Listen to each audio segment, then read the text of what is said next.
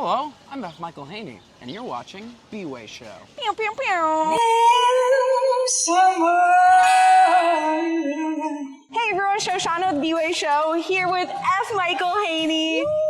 So excited. They have a concert at 54 Below. I know, right? This Saturday. The July 30th, yes, very much so. How are you feeling about it? You know, it's weird. It's been so long since I've played a solo show at 54 Below, and it used to be such a part of my identity, but being Olaf the Snowman for the last 3 years, with an 18th month break in the middle, it's amazing to come back, and I mean, I have New York tattooed on my body 3 times, so impressive. But to be back, so that's 1, okay, that's 2, and then that's 3. Oh, we did it! Yeah, so, you know, being like such a New Yorker by like by like the insides of my soul. Like I think my 18th anniversary of moving to New York is this year, and so to get to go back to thank you very much. But to get to go back to 54 Below and you know, to come in on Monday and get to sing with my friend Drew Gasparini at his concert, and then like to get to go see some amazing downtown theater with Grace Aki's show. To Free a Mockingbird. But yeah, to be back at 54 Below is just so exciting. Like I remember my first show I ever sang there, and the first time I did a solo show there. So I have some really exciting guests, some that I've announced, some that are very soon announced. I just had to get cleared because I didn't want to tease you. Fair. But, I'm excited. It's going to be a very pared down thing. Okay. It's going to be piano and guitar, and it's going to be singers, and it's going to be telling stories about like my heart and my brain and the journey that I've been on over the last 18 years in New York, but also like coming home. What else could we ask for? So I'm excited to share some new stuff. You know, it'll probably be emotional for me, but you're allowed to cry as well.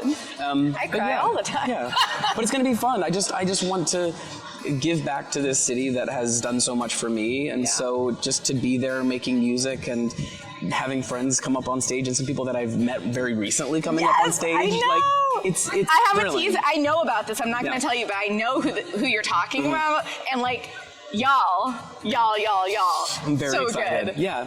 And some new stuff, and also to kind of make myself announce that this show, Victory City, that I've been writing for quite some time, I finished a draft of the script, and I think I'm really gonna, when I get back in September from tour, that I'm really gonna push the gas and make this happen. So this is my video evidence of guilting myself into doing it. Yes, I will refer back to this. Please.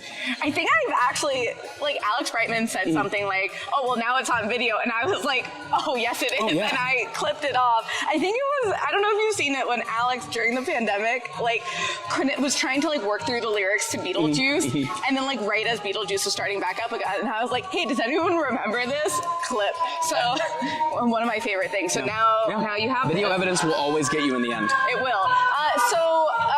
So we were at Drew Gasparini show the other day. The Morons reunited. The Morons, for a quick, how would you describe how you guys formed? I think that it was that, so Alex Brightman and I were in an a cappella group in college together. And so we've known each other for an upsetting amount of years. And then both of us were asked independently to perform at this like young musical theater writer named Drew Gasparini. Back when he used to introduce himself as DrewGaspariniMusic.com. No. I still say it to this day. But so we both went to like a rehearsal before the concert.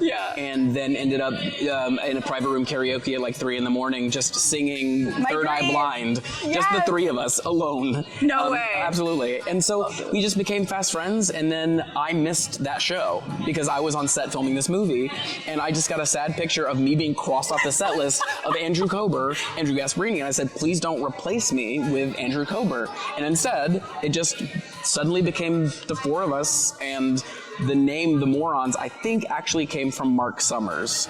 And I think it's because... In Summers.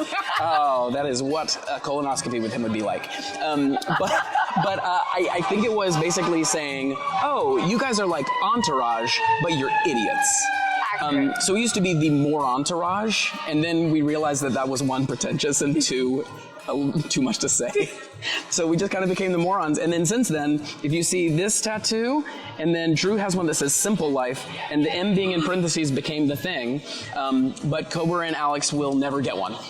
But we'll just keep getting more until we can guild them into it. This is amazing. And if you weren't there, which like it was phenomenal, I did film, and I got like permission from Drew to film like the full song, so you can watch that whole number. And I've watched it several times now. What I can't tell everyone, well, I can't tell everyone, that's what I'm doing right now. It's a video You're evidence. watching Below SHO.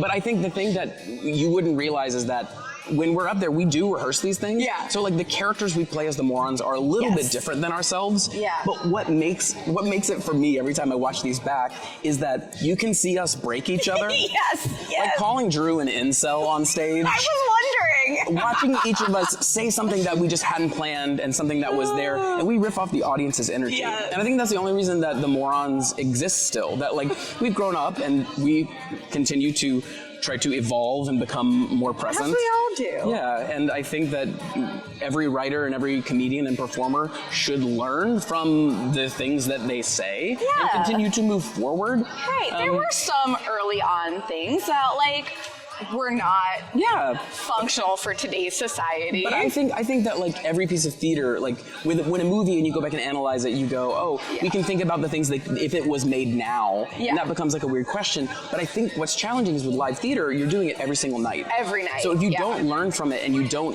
like correct it and adjust it as you go into each performance, even like with Frozen, to be frank, there are things that changed from the original show to when we came back from the pandemic. Wow. Because theater is a live performance art form.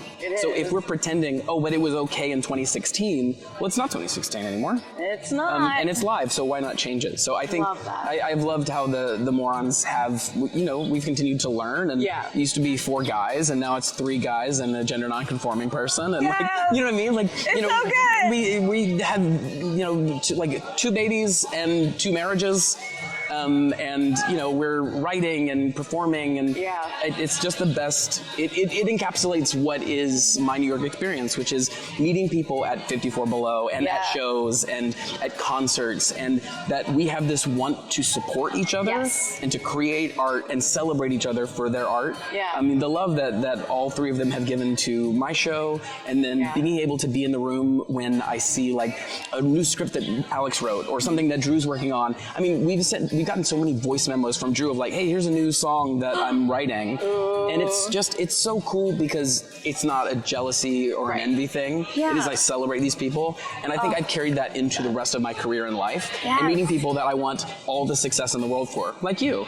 Thank you, my Seriously, friend. you're just you're being happy and bright and also like challenging people and saying like, hey, let's have real conversations. And so, thanks. Thank you. Of course. Wow. Well, I'm so glad we got to chat. I deeply want to continue this, but I'm also consciously thinking like, Grace Hockey's show is about to start in like a few minutes. And even though we were at Tech yesterday, we should probably be like on time for this. So is there anything else you want to say directly to the fans? I would say directly to the fans. I would love you to be there in person. That is the best, easiest way to support. But also, there is going to be a live streaming version of this. And even if it's not me, please support new writers and writers that are challenging the way that you think about yourself. And if you only have 5 writers that you like, find 5 that you've never heard of and listen to them. YouTube is a really amazing thing. And again, I'm not just plugging you because it's here. Oh gosh. Watching amazing content creators who are following the lifeblood and the pulse of new theater and new writing and the art that happens in the city, you're one of the reasons I've been able to keep up with what's happening in New York while I've been on tour. So thank you, and go find new art and support it with your money. And do that. Support the new artists, support your friends, all good things. Where can everyone find you on socials? At FMICHAELSHAYNIE. Just my name with the at in front of it. That's how old I am. Perfect. And I'm at BWASHO. That's BWAYSHO. Thanks for chatting today. Absolutely. We'll do it again sometime. See you at the show. Bye.